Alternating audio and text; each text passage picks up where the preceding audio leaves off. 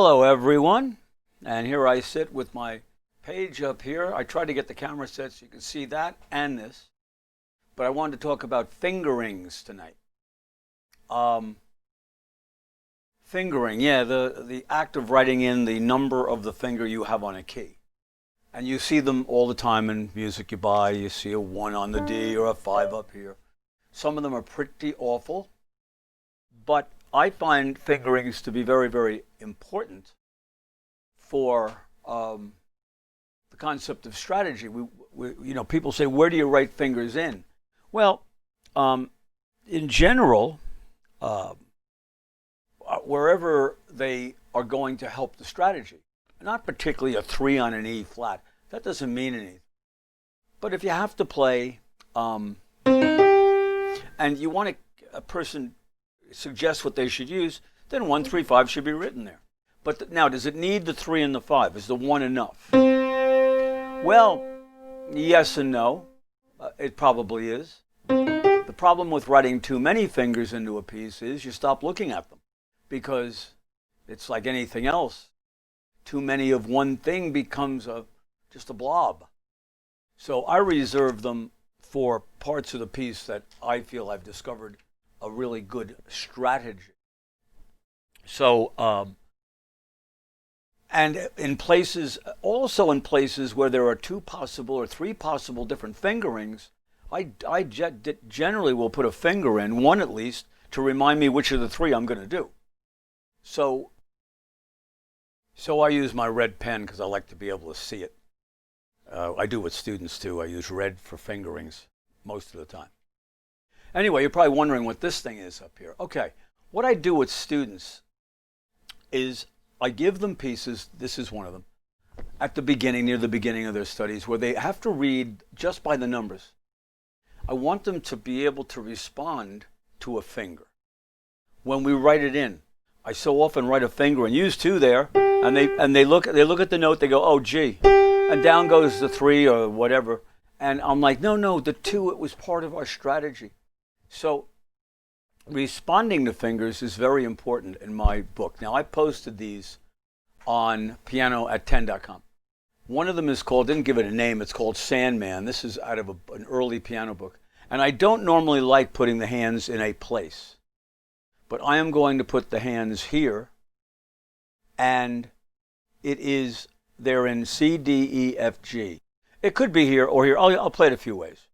But I put them here and tell them just respond to the fingers. So I wrote right hand fingers, okay, here, and left hand fingers here. And they line up so that they move this way. 3 in the right hand, then 5, 1 in the left. 5 in the right, then 3, 1 in the left. And you end up with a kind of a nice little piece called Sandman's Lullaby.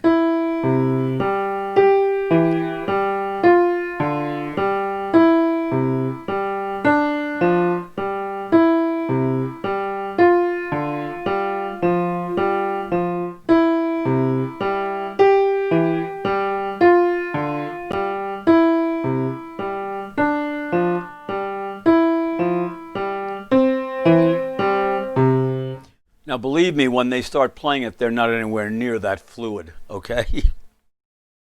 Common mistakes, they play 3, then they play 5 in the right hand. I tell them, no, left hand 5. It looks like music because the right hand is written above the left hand in the normal way we put our hands on the keyboard. And they see 5. Some of them in the left hand is terrible because a lot of kids, it's a very dyslexic hand. It's 1, 2, 3, 4, 5, as you probably all know, but kids, because this hand is 1, 2, 3, 4, 5, they very often think 1. When they see 1, they think that. They want to go left to right, like you read. So it gets a little dicey with that. There are a lot of little problems that have really nothing to do with the exercise other than getting to know what the numbers are, so they're effective when you write them into a piece. Now, the other thing I tell them is you're not using the 3rd finger like this. We talked about that. You're readying the fingers to hit them. Okay, now the little lines on top kind of suggest to hold it down, but I don't push that. I tell them to use their pedal and to do up downs every time there's a new right hand note do an up down.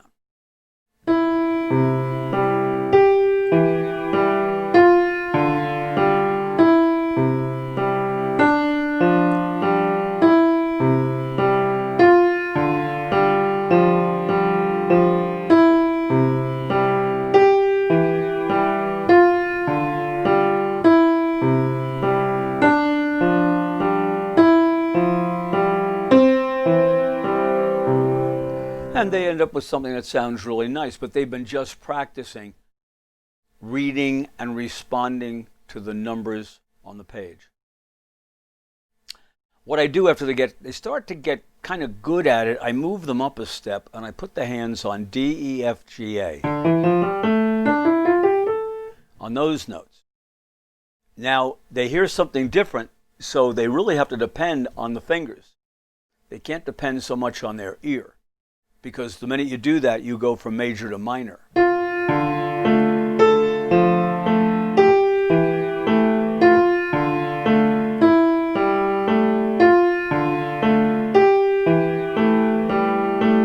Now that one sounds a little different, obviously, but like I say, it makes them read, because they all of a sudden they play the one that sounds a little off. And they go, wait a minute, is that right? Is that right? Yeah, because they're in minor now. Now, let's talk about another issue with fingers. One of the things that was pretty simple about this particular piece is that the resultants are very, very repetitive. In other words, you're starting with the right hand. I'll even write it in. Right hand, left hand, left hand, right hand, left hand, left hand, right hand. You're starting to see something familiar? Okay. It's all right, left, left, right, left, left, right, left, left. So they don't have to worry too much about the resultants of what they're doing between the hands. 1, 2, 3. 1, 1, 2. They have to look at the numbers, but that's pretty steady. That stays pretty much the same. At the last measure here, you get right, left, left, left, and they almost always try to put a right into that one. They've gotten so into right, left, left, right, left, left that when they get to that measure, it says 4, 1, 4, 4, 1, 2, 1, 2. They end up going 4, 4, 1, and they put the 2 in the right hand. They're so used to doing it. So it's a good measure there to straighten them out. Okay? You can move up even further and go to the, see, we went from major to minor. You can go to what's called Phrygian mode. That one really throws them.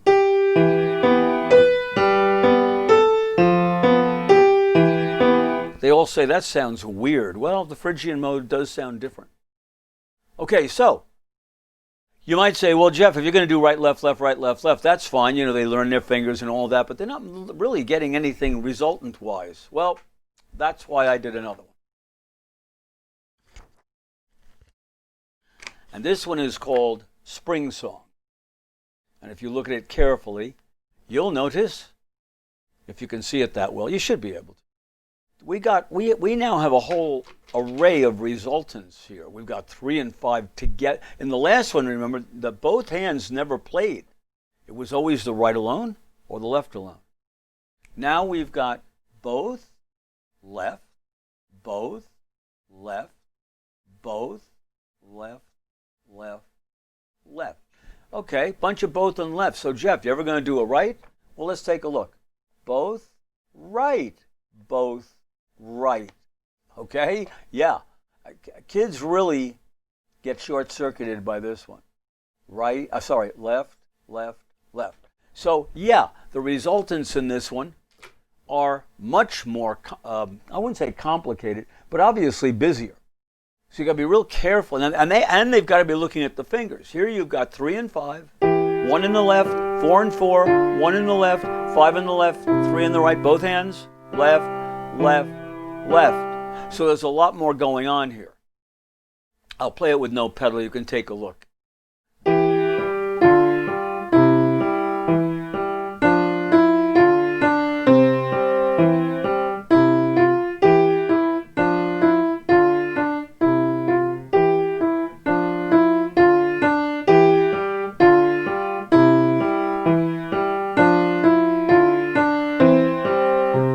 Okay, so Yeah, they really have some problems in this one because there's a lot to think of. I tell them to go really slowly at the beginning, play everything in groups of two. This is very much a da-dit piece.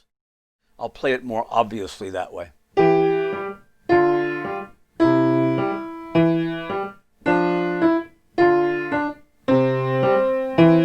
So seeing every group of two notes before you play them is a very good idea. But again, responding to the numbers. There's a lot more numbers here for them to respond to. Or you, if you're going to try this. And again, you can move them up a step. That works pretty good. Again, it's in minor.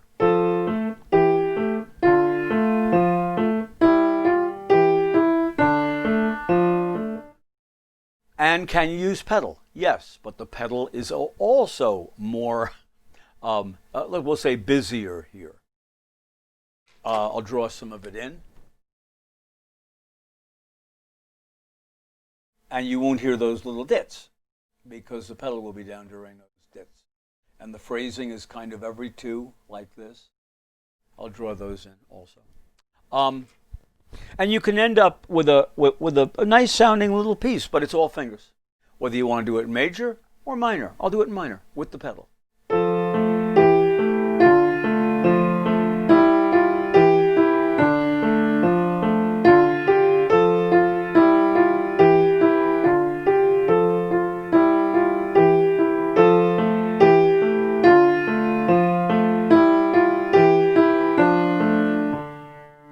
Kind of nice, huh? Yeah, I was going to say something. It'll come to me again. You see, the resultants are built into fingering. Fingering is probably always going to have some kind of a resultant. Remember, where you need the attention to what you're going to do strategically. Not every finger needs to be written in, as I've said. Sometimes I write 4 in a row, 4 fingers in a row, because there's something. I'll show you a perfect example of where I write fingers. Let's take Amazing Grace. Part of it does this. Now,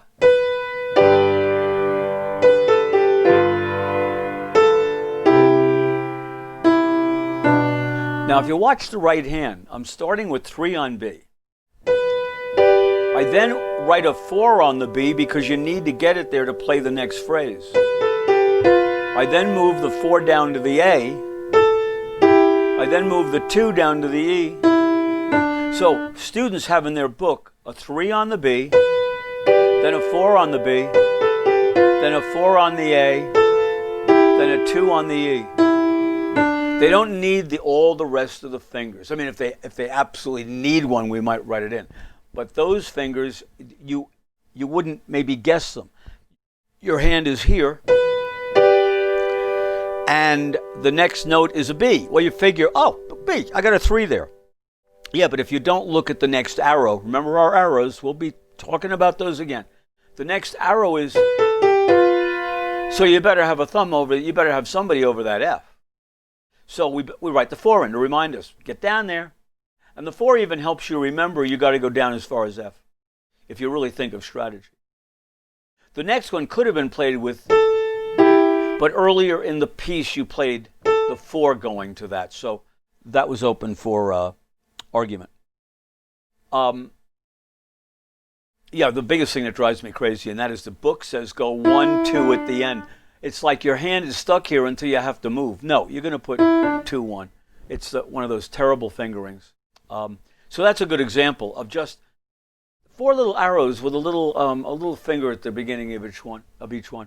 It's not a bad idea to write the fingers at the beginning of an arrow, unless the hand hasn't done anything. But of course, after a ghost, a good idea to write a finger. Happy birthday. I'm just trying to give you examples of where I would write fingers in. Let's take my little happy birthday for kids. I do one here, and it goes, I think. The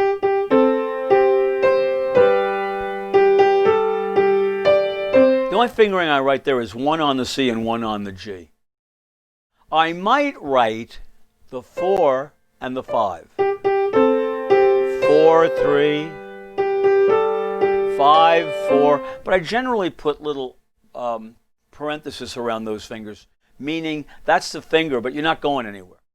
Then I write a big 5 here. On that G, I write a big 5. And I might even write the 3 on the E, because I want them to know that they're not stretching, they're moving. Then I write a 2 here. Oh, I write a 5 on the F down here. And with the parentheses, because they're there already. There's no moving. But they got to remember you're going to play the 2 and the 5 together. So I might write the 2 and the 5 there. I will not write the 1 there. Then I do write, I'll write the 4 on that F. And I might even remind them of a 4 here. Okay? And both thumbs at the end in parentheses. I probably won't write them. They generally recognize. So that's kind of where I put fingers. They're more strategically placed.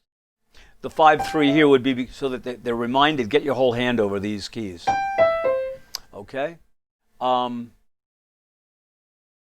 Yeah, then there are times you absolutely need a clue. When you look at a beginning of dewdrops, which most people would guess if you put the pinky on G, you're going to have 3, 1. This is on G, B, D, 5, 3, 1. They would never guess to put 2 of the left hand up there. That's where a fingering marking is essential.